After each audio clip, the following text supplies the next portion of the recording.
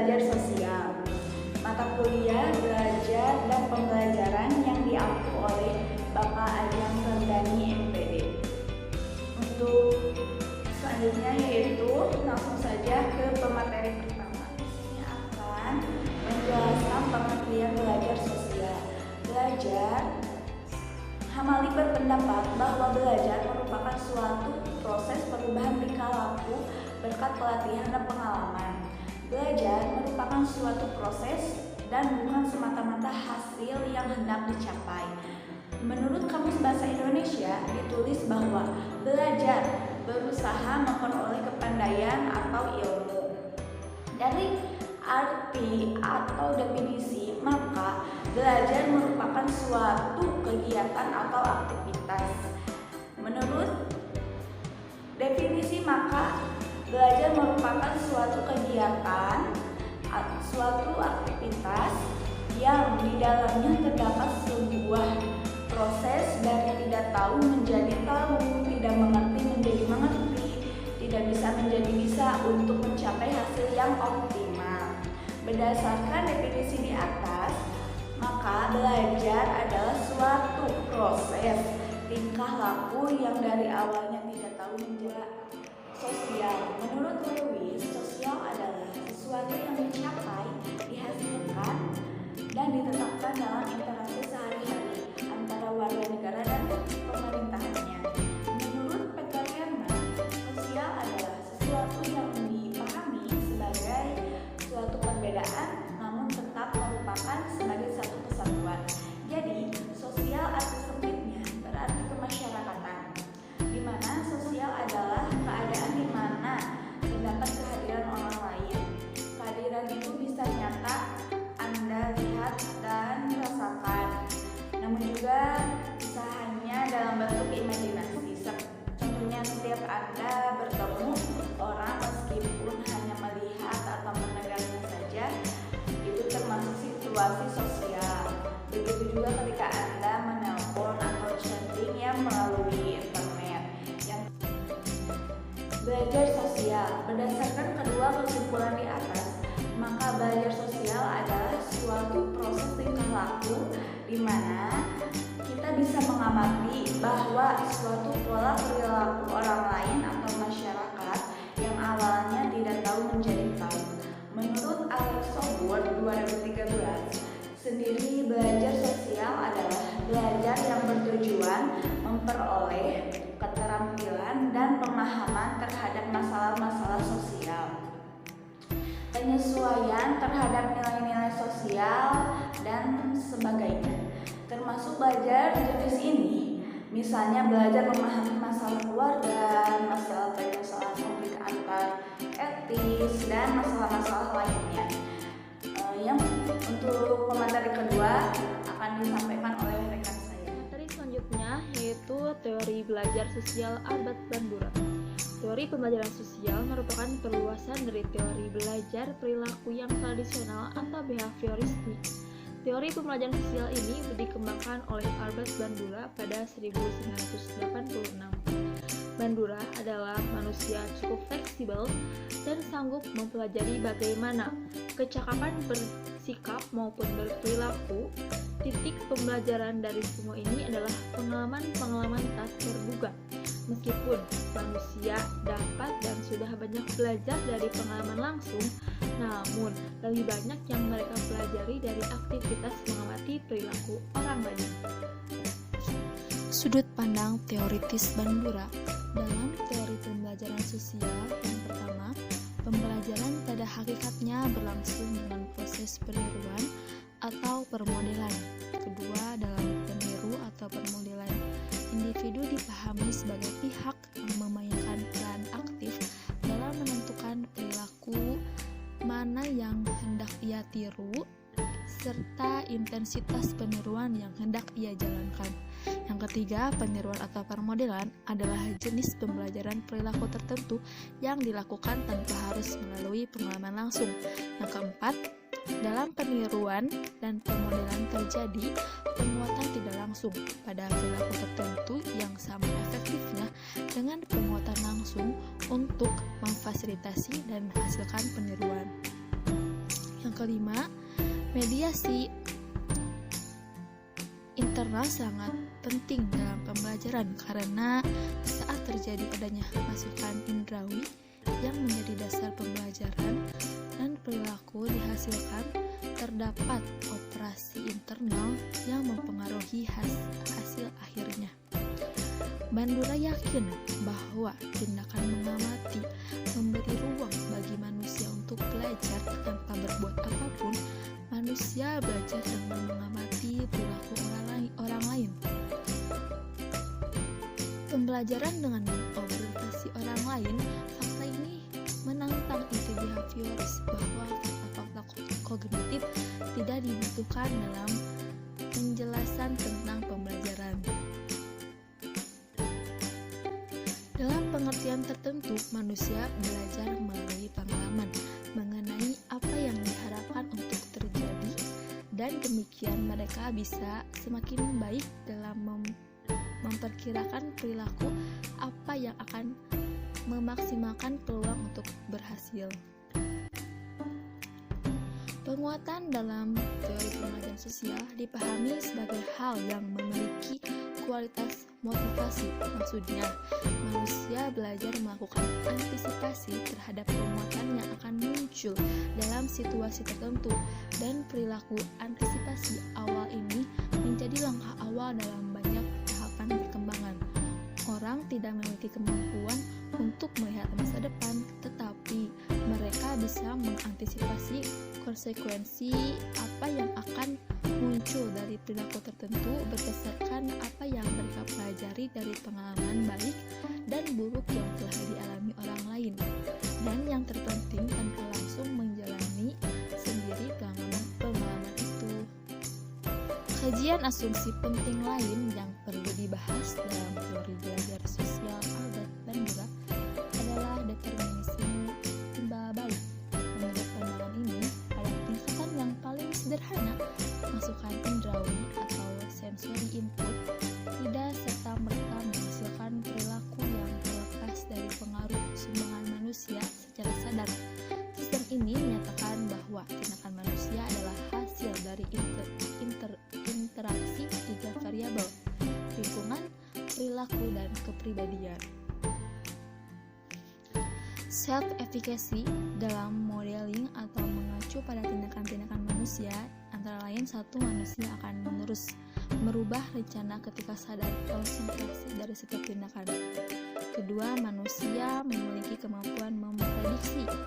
Ketiga, manusia sanggup memberikan reaksi diri dalam proses motivasi dan pengaturan terhadap setiap tindakan. Yang keempat, manusia dapat melakukan refleksi diri, menguji dirinya sendiri, mengevaluasi sendiri, memotivasi, menilai makna dan tujuan hidupnya, bahkan sanggup memikirkan ketetapan pemikirannya itu sendiri. Wabarakatuh. Nama saya Lisda Pujianti. Saya akan menjelaskan materi selanjutnya, yaitu tentang kelebihan dan kekurangan teori belajar sosial Bandura. Nah, untuk kelebihan teori belajar sosial Bandura lebih lengkap dibandingkan teori belajar sebelumnya. Karena itu menekankan bahwa lingkungan dan perilaku seseorang dihubungkan melalui sistem kognitif orang tersebut.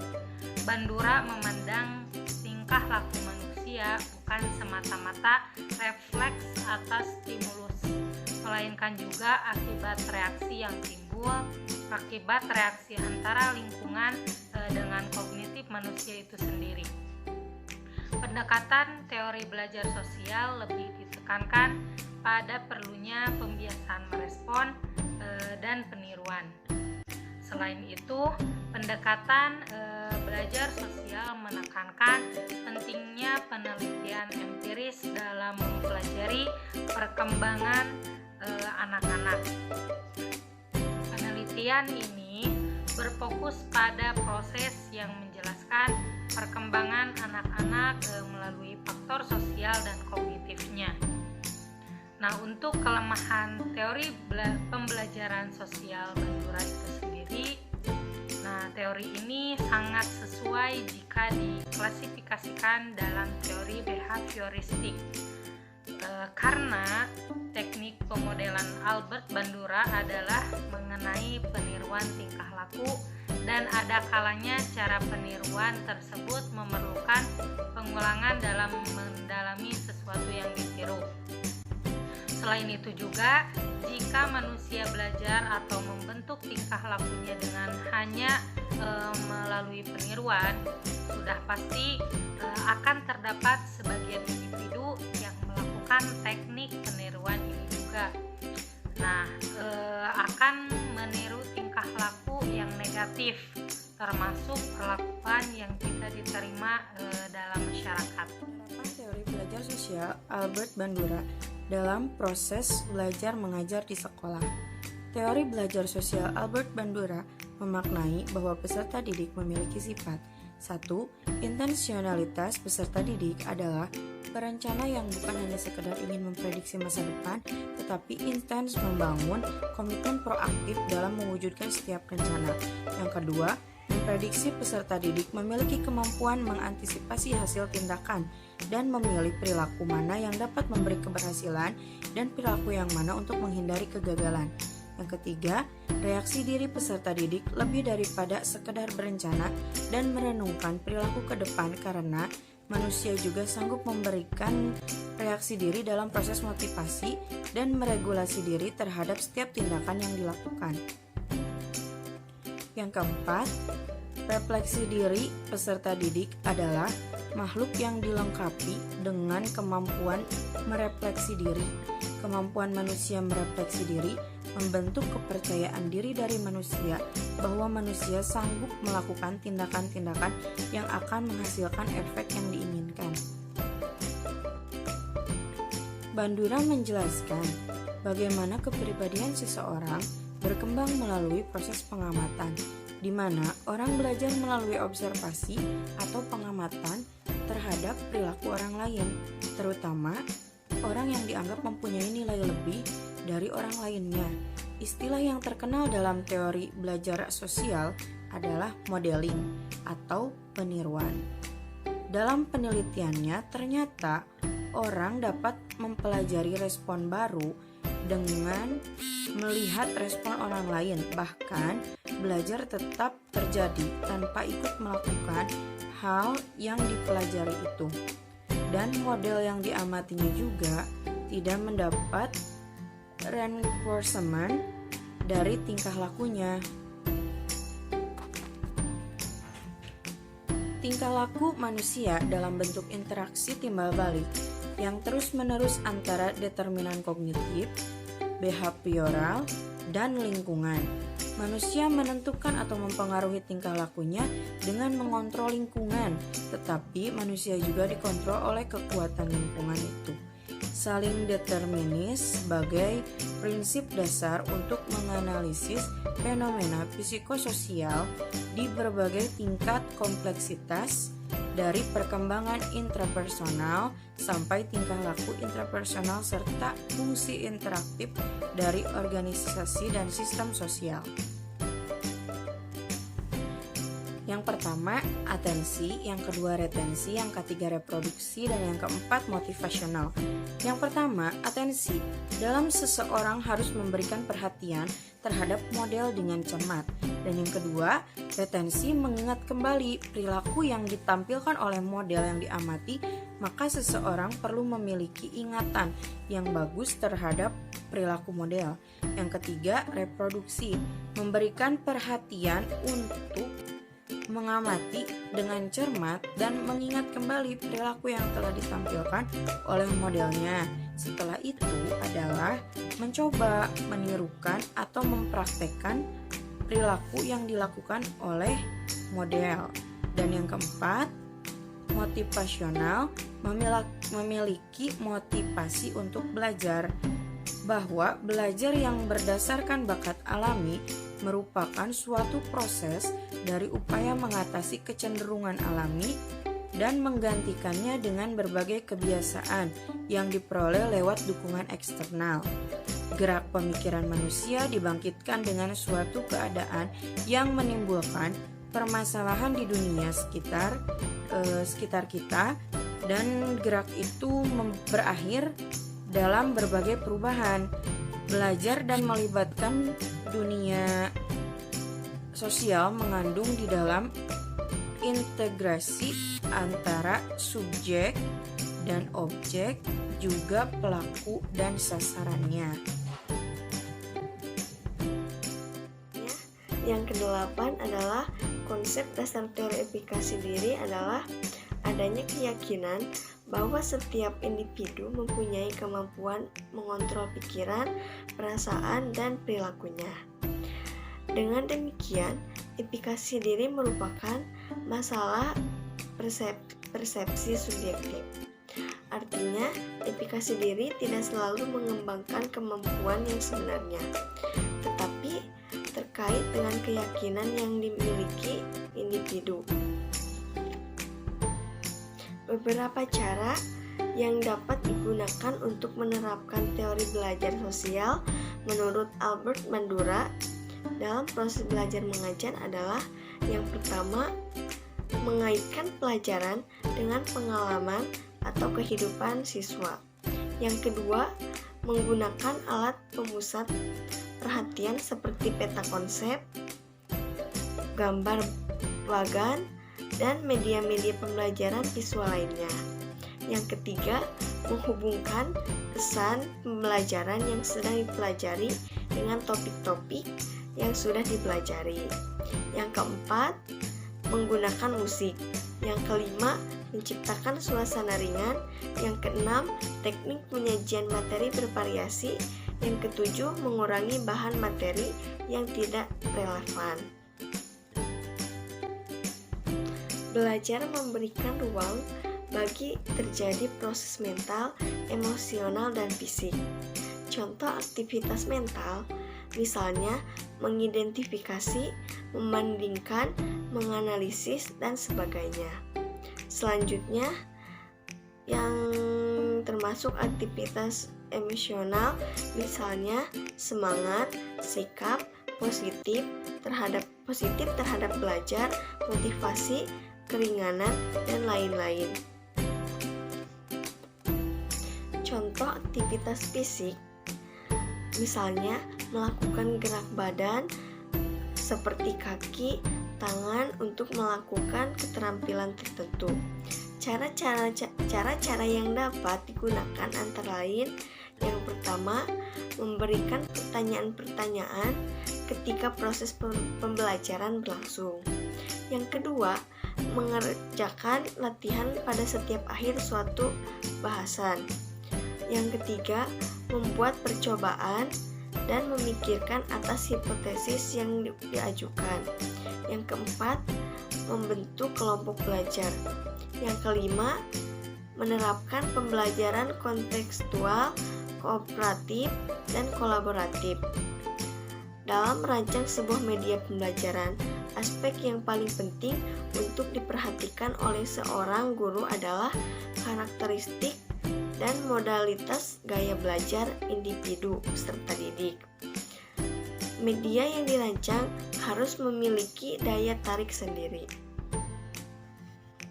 Guna merangsang proses belajar mengajar yang menyenangkan, suasana belajar di kelas menjadi kelas konstruktif yang merefleksikan proses pengetahuan dan pemahaman akuisisi, sehingga benar-benar melekat pada konteks sosial dan emosional saat belajar.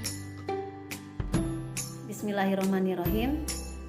Saya Elin Amalia akan menyampaikan kesimpulan teori belajar sosial, yaitu yang pertama, belajar sosial adalah suatu proses tingkah laku di mana kita mengamati bahkan meniru pola perilaku orang lain atau masyarakat dari yang awalnya tidak tahu menjadi tahu.